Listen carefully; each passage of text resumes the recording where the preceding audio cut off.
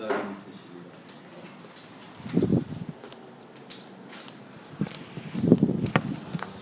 왜 예수님께서 오른뺨을 때리면 왼편 뺨도 되고 또 속옷을 달라 하면 겉옷도 주고 우리를 가자 하면 심리를 동행하라고 하셨을까요?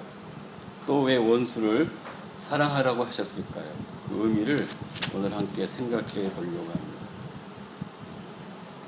청소년 시절이면 한 번쯤 하는 질문이 있습니다. 인간에게 자유가 있는가? 그 빌리 테일러라고 하는 재즈 가수가 이런 노래를 불렀습니다. 나는 알고 싶다. 자유로움을 느낄 수 있는 길을. 나는 부서뜨리고 싶다. 나를 얽어매고 있는 이 모든 사슬들을. 나는 말하고 싶다. 내가 말해야 할 모든 것을 소리쳐 외쳐라. 크게 외쳐라. 온 세상이 들을 수 있도록 자유를, 해방을 갈망하는 이런 노래를 불렀습니다. 여러분들은 자유가 있다고 생각하십니까? 우리가 자유를 말하면 일반적으로 선택의 자유를 말합니다. 그런데 저는 믿음이 있기 전에는 인간에게는 자유가 없다고 생각했었습니다. 여러분 중에 내가 이 세상에 태어나야 되겠다 이렇게 생각하고 태어난 사람 있습니까? 내가 선택하지도 않았는데 이 세상에 태어나는 것은 아닌가? 실존주의 철학자들은 이런 인간의 상태를 던져진 존재라고 했습니다. 내가 선택하지 않고 나의 선택하고는 상관없이 무한한 공간과 무한한 시간 속에 던져진 존재라는 것입니다. 그리고 내가 지금의 이 모습으로 태어나고 싶어서 태어난 사람은 한 사람도 없습니다. 근데 여기서부터 우리의 선택이 시작되는 것입니다. 살아야 될 것인가 말아야 될 것인가. 이것은 우리의 선택입니다. 그리고 세상은 강자가 약자를 지배하는 세상입니다. 아니라고 항변을 해도 우리가 사는 냉혹한 현실 세계는 강자가 약자를 지배하고 있는 세상입니다. 여러분, 무릎 꿇고 살기보다는 서서 죽길 원한다고 생각해 본 적이 있습니까? 약간 비굴하면 살기가 편하다고 생각하고 사는 것은 아닙니까? 나를 지배하려는 강한 힘 앞에 저항은 하고 계십니까? 아니면 적당히 타협하고 살고 있는 것은 아닙니까? 아니면 어디까지는 저항하고 어디까지는 타협하겠다는 선을 긋고 살고 있습니까? 힘이 없으면 자유도 없는 것은 아닌가 생각하게 됩니다. 그것이 돈이든 권력이든 지식이든 힘이 있어야 선택의 폭이 넓어지는 것은 아닌가 이런 생각을 하게 됩니다. 자, 오늘 봉독한 말씀을 보면 눈은 눈으로 이는 이로 갚으라 하였으나 나는 너에게 말한다. 악한 자를 대적하지 말라. 누구든지 내 오른뺨을 치거든 왼편도 돌려대라고 하셨습니다. 이게 무슨 말씀입니까? 모세율법에 동형보수법이라는 법이 있습니다. 다른 말로 하면 약자보호법이라기도 합니다. 이 법은 어떤 힘센 사람이 약한 사람의 눈을 때려서 멍들게 했다면 법은 때린 사람의 눈을 때려서 똑같이 멍들게 하라는 것입니다. 똑같이 보복하라는 것입니다. 또 어떤 힘센 사람이 이를 때려서 이가 부러졌으면 법은 때린 사람의 이를 똑같이 부러뜨리라는 것입니다. 이런 법을 말하는 것은 보복함으로 다시는 강한 사람이 약한 사람을 때리지 못하도록 하는 법이 동형보수법입니다. 그러니까 모세율법에 눈은 눈으로 이는 이로 갚으라 하였으나 나는 너에게 말한다. 악한 자를 대적하지 말라. 누구든지 내 오른뺨을 치거든 왼편도 돌려대라고 하신 것입니다. 그러니까 예수의 제자들은 그렇게 살면 안 된다고 우리에게 말씀하고 계신 것입니다. 아무리 세상이 냉혹할지라도 예수의 제자는 사랑으로 살아야 한다는 말씀입니다. 왜냐하면 우리는 천하보다 더 귀한 존재이기 때문입니다. 누구하고도 비교할 수 없는 위대한 존재예요. 하나님과 함께하는 그런 강한 존재이기 때문이라는 것입니다. 그것을 예수님께서 깨닫게 하신 것입니다. 예수님께서 우리가 얼마나 위대한 존재인가를 깨닫게 하시기 위해서 이런 말씀을 하고 계신 것입니다. 뿐만 아니라 심지어 원수라도 사랑할 수 있는 그런 존재라는 것을 우리에게 깨우쳐 주고 있는 것입니다. 이 말씀을 듣고 있는 사람들은 어떤 사람이냐면 로마에 억압당하고 있었던 유대 사람들에게 하신 말씀입니다. 누구든지 오른뺨을 치거든 왼뺨도 돌려대라는 말씀은 모욕을 당해도 대항하지 말고 사랑하라는 말씀입니다. 당시에 이 오른뺨을 때린다는 것은 이게 손등으로 치는 것입니다. 이 손등으로 얼굴을 치는 것은 아주 치욕적 인격을 모독당하는 것을 의미합니다. 그래도 대항하지 말고 비폭력으로 사랑하라는 말씀입니다. 너를 고발하여서 속옷을 가지고자 하는 자에게 겉옷까지 가지게 하라는 말씀도 역시 사랑을 실천하라는 말씀입니다. 겉옷은 낮에는 더위를 피하게 하고 밤에는 추위를 피하게 하기 때문에 저당 잡힐 수도 없는 옷입니다. 아무리 빚을 졌더라도 겉옷은 가져갈 수가 없는 것입니다. 그래도 속옷을 달라 하면 겉옷까지 주라는 것입니다. 또 누구든지 너로 억지로 오리를 가게 하거든 그 사람과 심리를 동의하라는 말씀은 로마법에 로마 군인들이 전쟁터에 갈 때 짐을 가지고 가는데 사람들에게 노역을 시킬 수 있는 법을 말하는 것입니다. 강제적으로 생업을 하고 있는 사람들을 끌어다가 짐을 들고 오리를 가게 할 수 있는 이런 법이 있습니다. 그런데 오리를 가자 하면 심리를 가라 하는 그런 말씀입니다. 이 말씀은 아무리 힘으로 지배를 당한다 할지라도 사랑하라는 말씀입니다. 왜냐하면 사랑만이 우리를 존재하게 하는 힘이 되기 때문입니다. 뿐만 아니라 원수를 미워하지 말고 원수도 사랑하라 말씀하셨습니다. 어떤 사람은 원수를 만들지 말아야지 왜 원수를 만들어 놓고 원수를 사랑하라 하느냐? 원수를 만들지 말고 살아라 이렇게 말하는 사람이 있습니다.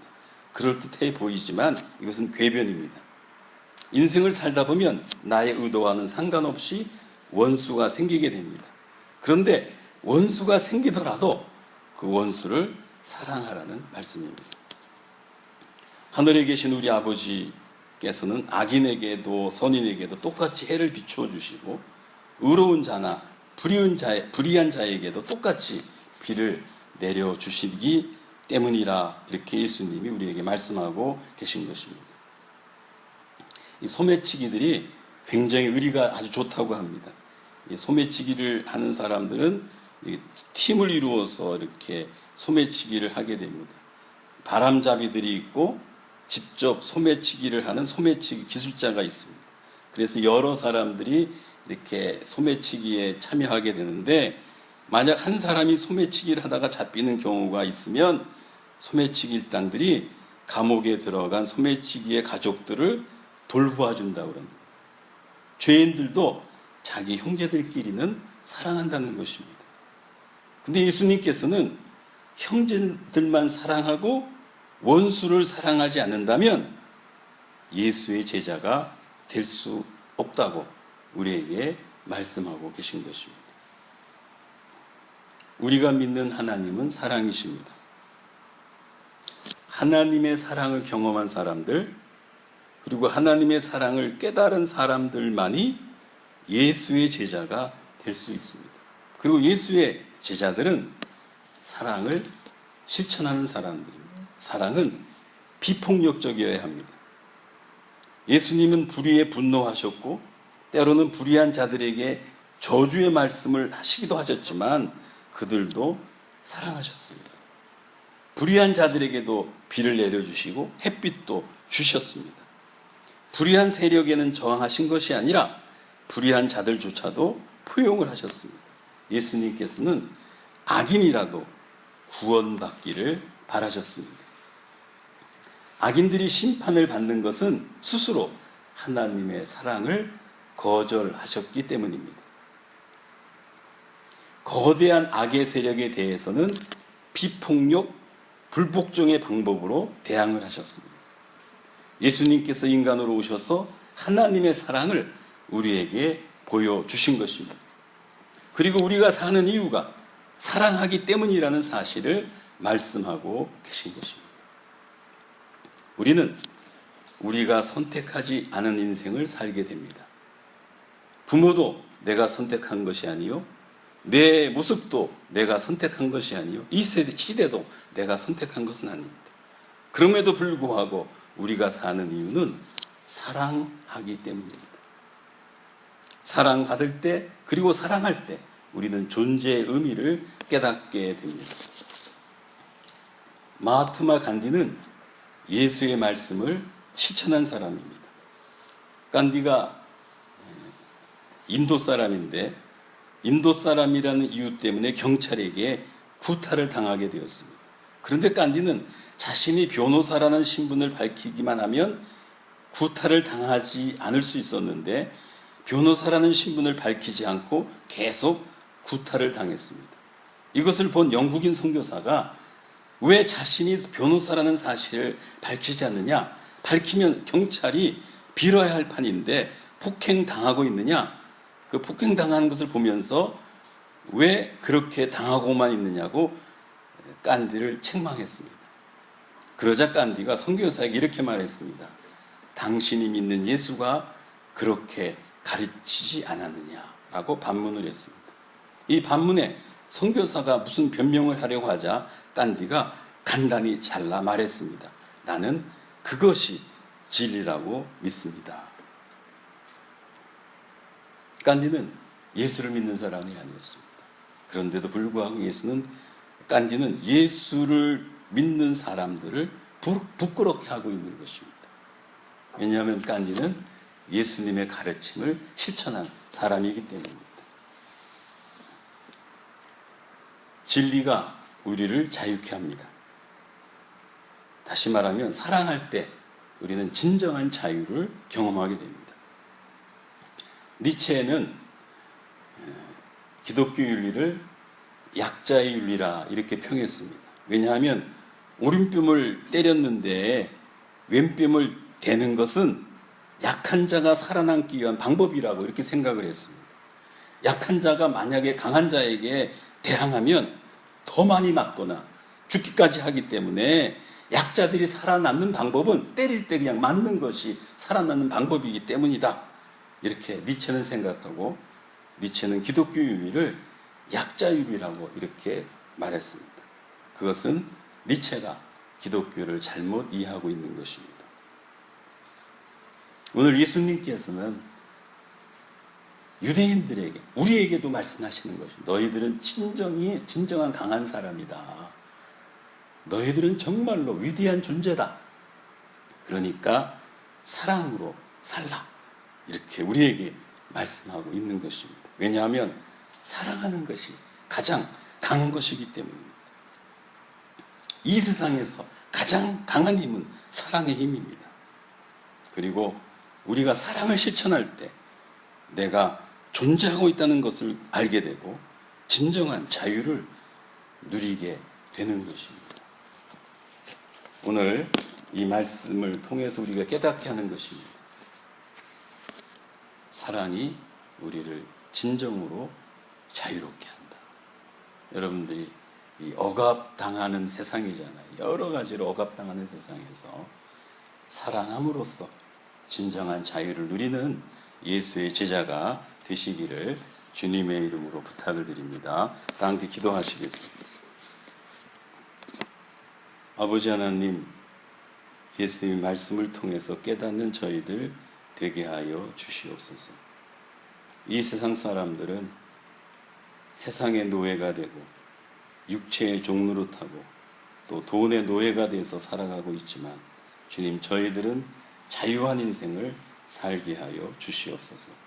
세상에 살지만 세상으로부터 자유케 하시고 돈이 필요하지만 돈으로부터 자유한 그런 삶을 살아가는 예수의 제자가 되게 하여 주시옵소서. 그러기 위해서는 우리가 사랑해야 된다는 사실을 깨닫게 하시고 우리의 삶의 자리에서 사랑을 실천하는 예수의 제자가 되게 하여 주시옵소서. 예수님의 이름으로 기도드렸습니다. 아멘. 이 찬송가